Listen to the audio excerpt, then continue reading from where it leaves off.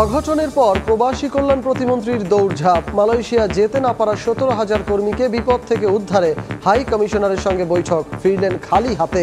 সময় না বাড়ানোর সিদ্ধান্তে অটল কুয়ালালামপুর।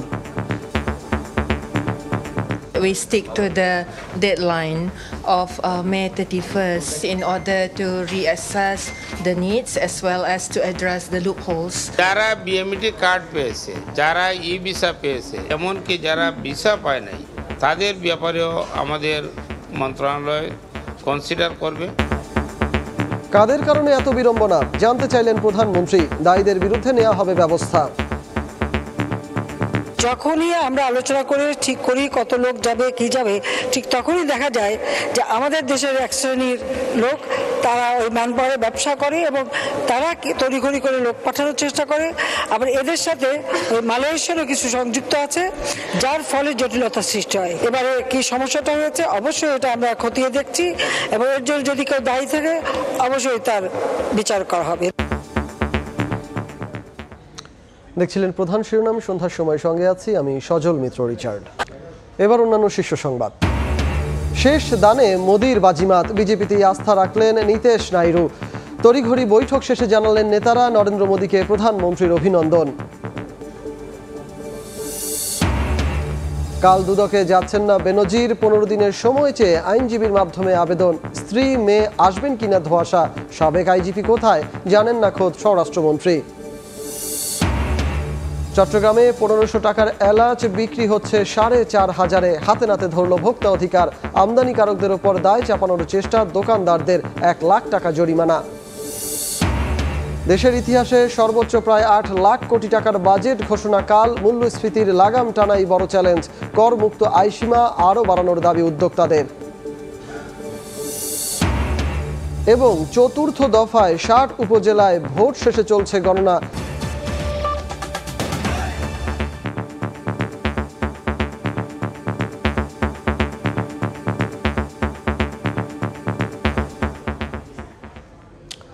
হাজার হাজার কর্মীর মালয়েশিয়া যেতে ব্যর্থতার পর দৌড়ঝাঁপে ব্যস্ত প্রবাসী কল্যাণ প্রতিমন্ত্রী।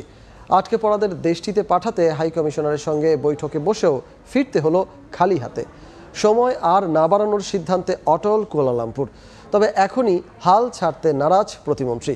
বঞ্চিত 17,000 কর্মীকে পাঠাতে সরকারের চেষ্টা অব্যাহত থাকবে বলে জানান তিনি। ঢাকায় নিযুক্ত মালয়েশিয়ার হাইকমিশনারের সঙ্গে নিজ দপ্তরে বৈঠক করেন প্রবাসী কল্যাণ ও বৈদেশিক কর্মসংস্থান প্রতিমন্ত্রী শফিকুর রহমান। বৈঠক শেষে মালয়েশিয়ার হাইকমিশনার সাংবাদিকদের বলেন, এসব কর্মী নেয়ার আর কোনো সুযোগ নেই। We have a stand on this that we stick to the deadline of May 31st in order to reassess the needs as well as to address the loopholes. বঞ্চিত এসব কর্মীকে মালয়েশিয়ায় পাঠাতে চেষ্টা চালিয়ে যাবেন জানিয়ে প্রবাসী কল্যাণ প্রতিমন্ত্রী বলেন, কেবল বিএমইটি ছাড়পত্র পাওয়া কর্মী নয়, মালয়েশিয়া যাওয়ার ক্ষেত্রে যারাই ক্ষতিগ্রস্ত হয়েছেন সবাইকে ক্ষতিপূরণ দেওয়ার ব্যবস্থা করবে সরকার।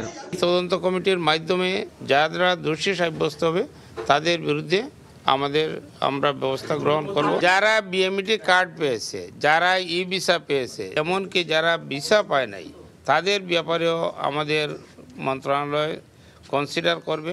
মাত্র 5 থেকে 6,000 কর্মী মালয়েশিয়া যাওয়া থেকে বঞ্চিত হয়েছে বলে রিক্রুটিং এজেন্সি মালিকদের সংগঠন বাইরার দাবিও মানতে নারাজ প্রবাসী কল্যাণ প্রতিমন্ত্রী।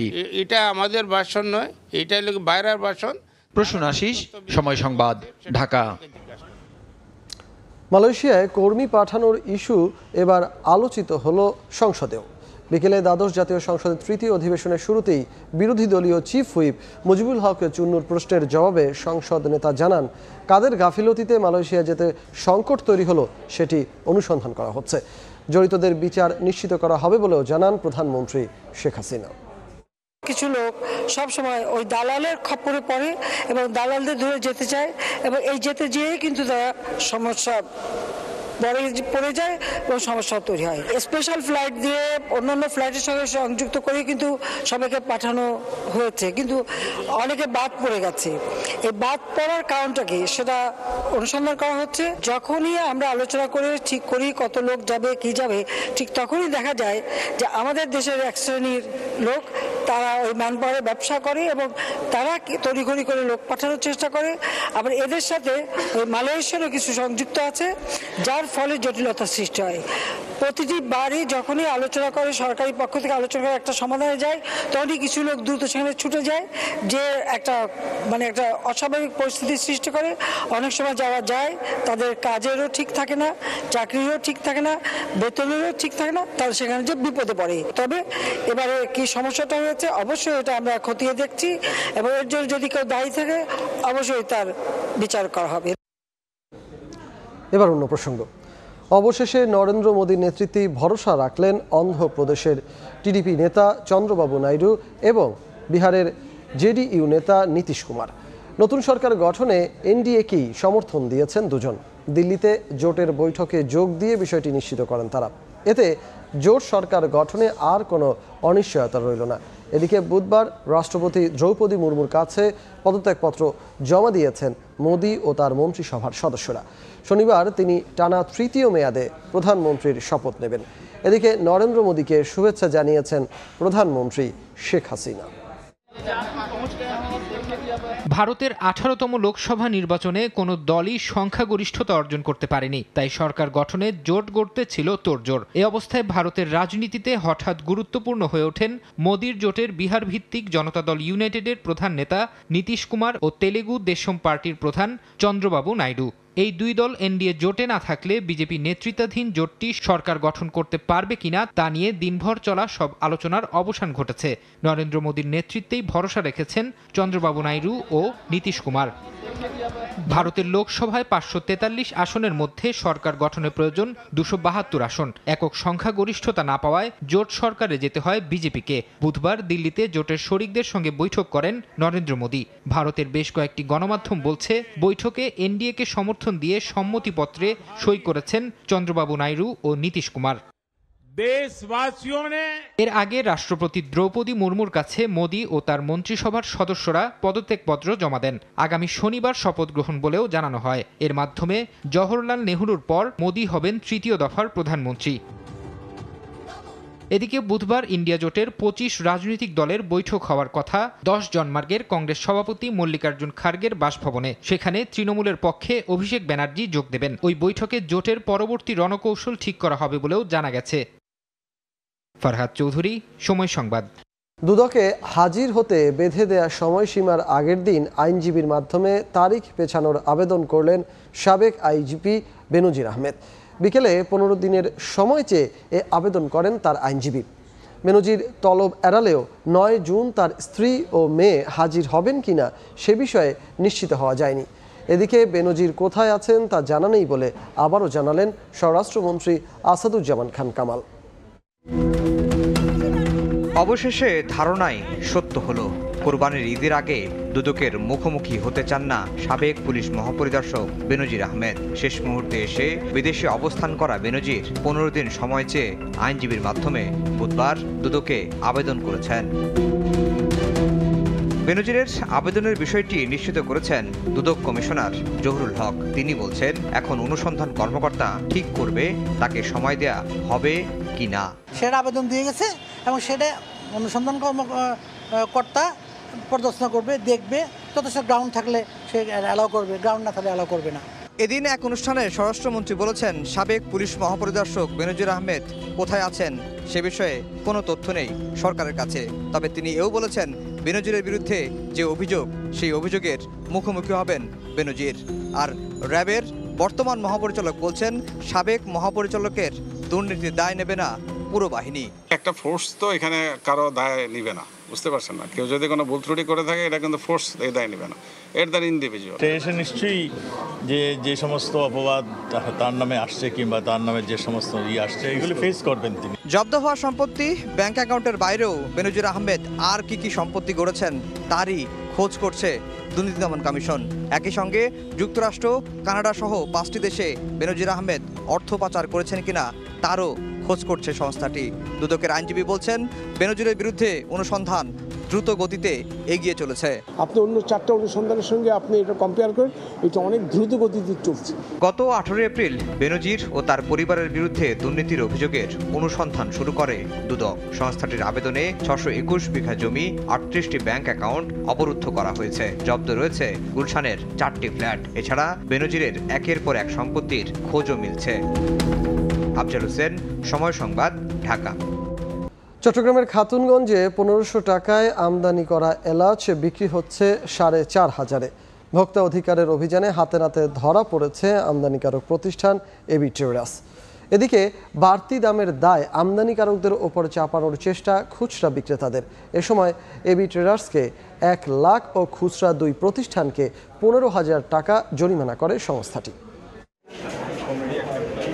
কোরবানির মৌসুম ঘনিয়ে আসতেই চড়া হতে শুরু করেছে চট্টগ্রামের খাতুনগঞ্জের মশলার বাজার। এলএনজি এলাচের খরচ কেজি প্রতি 1450 থেকে 1500 টাকা। তবে আমদানিকারক প্রতিষ্ঠান এবি ট্রেডার্স তা পাইকারি পর্যায়ে বিক্রি করছে 4500 টাকায়। সামান্য একটু লোভের জন্য আজকে অপমানটা লাগতেছে। বুধবার সকালে এক অভিযানে এবি ট্রেডার্সের বাড়তি দামে এলাচ বিক্রির প্রমাণ পেয়েছে ভোক্তা অধিকার ও সংরক্ষণ অধিদপ্তর। এ সময় অপরাধের কথা স্বীকারও করেন প্রতিষ্ঠানটির স্বত্বাধিকারী অমর কান্তি দাস। নিশ্চয়ই আমার লোভ ঢুকে গেছে, নাহলে আমি রেডি মাল যদি 3200-3300 বেশি, এখানে যদি 250 বেশি, একদিনের মধ্যে মাল চলে যাবে 50 টন 100 টন। খুচরা ব্যবসায়ীদের অভিযোগ, আমদানিকারকদের কারণেই খুচরা পর্যায়ে বাড়তি দামে মশলা বিক্রি করতে হচ্ছে। আমাদের দায়ভার না, আমরা তো স্লিপ দেখাইছি, তাদের থেকে কিনছি, ওদের কাছে তো দায়িত্ব হবে। আমরা 10 কেজি 20 কেজি কিনি তো আমাদের উপর 80 ফেসার। এ সময় আমদানিকারক প্রতিষ্ঠান এবি ট্রেডার্সকে 1 লাখ ও খুচরা 2 প্রতিষ্ঠানকে 15,000 টাকা জরিমানা করে ভোক্তা অধিকার ও সংরক্ষণ অধিদপ্তর। উনি এটা 4480 এবং 4550 পর্যন্ত বিক্রি করেছেন। এটা তারা ঠিক করেনি, এটা তো ভবিষ্যতে তারা এটা আর করবে না। ভারত থেকে দেশে জিরা ও এলাচ, চীন, ভিয়েতনাম ও গুয়েতেমালা থেকে লবঙ্গ ও দারুচিনি আমদানি করা হয়। পার্থপ্রতিম বিশ্বাস, সময় সংবাদ, চট্টগ্রাম। উপজেলা নির্বাচনের 4র্থ ধাপের ভোট গ্রহণ শেষে চলছে গণনা। 2-1টি বিক্ষিপ্ত ঘটনা ছাড়া দিনভর পরিবেশ ছিল শান্তিপূর্ণ। শেষ দফায় সকাল 8টা থেকে বিকেল 4টা পর্যন্ত ভোট গ্রহণ চলে 7টি উপজেলায়। সকালে ভোটার কিছুটা কম থাকলেও বেলা বাড়ার সঙ্গে সঙ্গে উপস্থিতি বাড়ে। পুরুষের পাশাপাশি নারী ভোটারের উপস্থিতিও ছিল চোখে পড়ার মতো। এমনকি নিজের অধিকার প্রয়োগে পিছিয়ে ছিলেন না বয়সের ভারে নুয়ে পড়া ভোটাররাও। এলাকার উন্নয়নে যোগ্য প্রার্থী বাছাইয়ে ভোট কেন্দ্রে উপস্থিত হন বিশেষভাবে সক্ষম ব্যক্তিরাও। পিছিয়ে ছিলেন না সিলেটের কানাইঘাটের পানিবন্দী এলাকার বাসিন্দারা। কেন্দ্রের কক্ষেও ছিল পানি। ঘর বাড়ি, রাস্তাঘাট, ফসলি জমি তলিয়ে গেলেও নৌকায় করে কেন্দ্রে যান ভোটাররা। দেখছেন সন্ধ্যার সময়। মূল্যস্ফীতির লাগাম টানা আর প্রবৃদ্ধি বাড়ানোর চ্যালেঞ্জ সামনে রেখে কাল ঘোষণা হচ্ছে 2024-25 অর্থ বছরের বাজেট। এর আকার হতে পারে 7,97,000 কোটি টাকা। যখন দেশের মানুষ মূল্যস্ফীতির চড়া মাসুল গুনছেন নিত্যদিন, তখন অতি প্রয়োজনীয় ব্যয়ের হিসাব কষে আগামী অর্থ বছরের জন্য যে বাজেট ঘোষণার প্রস্তুতি নিয়েছে অর্থ মন্ত্রণালয়, তার আকার হতে পারে 7,97,000 কোটি টাকা। সুখী, সমৃদ্ধ, উন্নত ও স্মার্ট বাংলাদেশ বিনির্মাণের অঙ্গীকার নিয়ে করা এবারের বাজেটে মূল্যস্ফীতির লক্ষ্যমাত্রা 6 থেকে বাড়িয়ে করা হতে পারে 6.5%। আর জিডিপির প্রবৃদ্ধির লক্ষ্যমাত্রা 7.5 থেকে কমিয়ে আনা হতে পারে 6.75%। বিশাল এই কর্মযজ্ঞে দেশের সরাসরি উন্নয়নে অবকাঠামো নির্মাণ সহ বার্ষিক উন্নয়ন কর্মসূচি এডিপির আওতায় ব্যয় করা হবে 2,65,000 কোটি টাকা। ব্যয় সংকোচনের নামে চলতি অর্থ বছরের চেয়ে 326টি প্রকল্প কমানো হলেও বরাদ্দ বাড়ানো হয়েছে 10,500 কোটি টাকা। বাজেটের বিশাল ব্যয়ের যোগান দিতে এনবিআরকে দেয়া হতে পারে 4,80,000 কোটি টাকার টার্গেট, যা চলতি অর্থ বছরের সংশোধিত লক্ষ্যমাত্রার চেয়ে 70,000 কোটি টাকা বেশি। ধনী গরিবের আয় বৈষম্যে নিয়ন্ত্রণহীন বাজার ব্যবস্থায় যেন ভেসে না যায় নিম্ন আয়ের মানুষ, সেজন্য সামাজিক সুরক্ষা খাতের সুবিধাভোগীর সংখ্যা 5 লাখ বাড়ানোর সঙ্গে সঙ্গে মা ও শিশু সহায়তা ভাতা 200 টাকা, 80 বছরের বেশি বয়স্ক নাগরিকের ভাতা 300 টাকা বাড়ানোর প্রস্তাব আসতে পারে 2024-25 অর্থ বছরের উত্থাপিত বাজেটে। ইয়ানুর শিফাত, সময় সংবাদ, ঢাকা। দেখছেন সন্ধ্যার সময়। একটা জয়ই বদলে দেবে দলের চেহারা। বাংলাদেশ দল নিয়ে এমন আশার কথা বললেন tiger vice captain Taskin Ahmed. শ্রীলঙ্কার বিপক্ষে প্রথম ম্যাচ থেকেই খেলার ব্যাপারে আত্মবিশ্বাসী এই স্পিড স্টার। স্বীকার করেছেন শরীফুলের না থাকা হবে বোলিং আক্রমণে বড় ক্ষতি। ডালাস থেকে সাজিদ মুস্তাহিদের রিপোর্ট। আমি মনে করি আমরা যদি জিততে পারি তাহলেই সব ঠিক হয়ে যাবে ইনশাল্লাহ। একের পর এক হার, অনুশীলন না করা নিয়েও সমালোচনা। এ দলটার যেন পিঠ ঠেকে গেছে দেয়ালে। তারপরও নিজ সতীর্থদের ওপর আস্থা রাখছেন তাসকিন। ইনজুরি নিয়ে বিশ্বকাপে আসে তাসকিন অনেকটাই সেরে উঠেছেন। বোলিং অনুশীলন শুরু করেছেন স্পিড স্টার। বুধবার ঝালিয়ে নিয়েছেন ব্যাটিংটাও। শ্রীলঙ্কার বিপক্ষে প্রথম ম্যাচে মাঠে নামার বিষয়ে আত্মবিশ্বাসী টাইগার ভাইস ক্যাপ্টেন। প্ল্যান অনুযায়ী আগাচ্ছি, সো ওভারঅল ইমপ্রুভমেন্টস অনেক ভালো মাশাআল্লাহ। তো এক্সপেক্ট করছি যে ফার্স্ট ম্যাচ থেকে খেলতে পারবো। তাসকিন শরীফুল পেস জুটি সম্প্রতি দারুণ সময় পার করছিল। দুজনের একসঙ্গে ইনজুরিতে পড়া তাই দলের জন্য ধাক্কা। শরীফুল প্রথম ম্যাচে না খেললেও পেস ডিপার্টমেন্ট নিয়ে আশাবাদী তাসকিন। শরীফুল যদি না খেলতে পারে এটা আমাদের বোলিং অ্যাটাকের জন্য একটু বিগ লস, কিন্তু তাও বাকিরাও সবাই ওয়েল প্রিপেয়ার্ড। যুক্তরাষ্ট্রে হওয়া ম্যাচগুলোর উইকেট নিয়ে অনেকেই প্রশ্ন তুলছেন। অবশ্য সেটা নিয়ে খুব একটা ভাবছেন না ঢাকা এক্সপ্রেস। শান্ত সাকিবরা বোর্ডে রান তুলে দিলে বাকি কাজটা বোলাররা করতে পারবে, সেই বিশ্বাসটা এখনো অটুট এই স্পিড স্টারের। পার্সোনালি আমি অনেক আশাবাদী যে এখানে যদি আমরা মোটামুটি টোটালও করতে পারি আমাদের পক্ষে ভালো কিছু করা সম্ভব। তাসকিনের বিশ্বাস মাঠে পরিকল্পনা বাস্তবায়ন করতে পারলেই জয় পাওয়া সম্ভব, যার জন্য সবার কাছে দোয়াও চাইলেন স্পিড স্টার। আশা করছি ভালো কিছু হবে, আপনারা সবাই দোয়া করেন ফার্স্ট ম্যাচটা যাতে ভালো হয়। সাজিদ মুস্তাহিদ, সময় সংবাদ, ডালাস, যুক্তরাষ্ট্র। এ পর্যায়ে শীর্ষ সংবাদ জানিয়ে দিচ্ছি আরেকবার। হাজার হাজার কর্মীর স্বপ্নভঙ্গের পর প্রবাসী কল্যাণ প্রতিমন্ত্রীর দৌড়ঝাঁপ। কর্মী নিতে সময় বাড়াবে না মালয়েশিয়া, দায়ীদের বিরুদ্ধে ব্যবস্থার হুঁশিয়ারি প্রধানমন্ত্রীর। কাল দুদকে যাচ্ছেন না বেনজির, 15 দিনের সময় চেয়ে আইনজীবীর মাধ্যমে আবেদন। স্ত্রী মেয়ে আসবেন কিনা ধোঁয়াশা। সাবেক আইজিপি কোথায় এখনো জানেন না স্বরাষ্ট্রমন্ত্রী। এবং শেষ দানে মোদির বাজিমাত, বিজেপিতেই আস্থা রাখলেন নীতিশ নাইডু। তড়িঘড়ি বৈঠকে জোট সরকার গঠনে সম্মতি, নরেন্দ্র মোদীকে প্রধানমন্ত্রীর অভিনন্দন।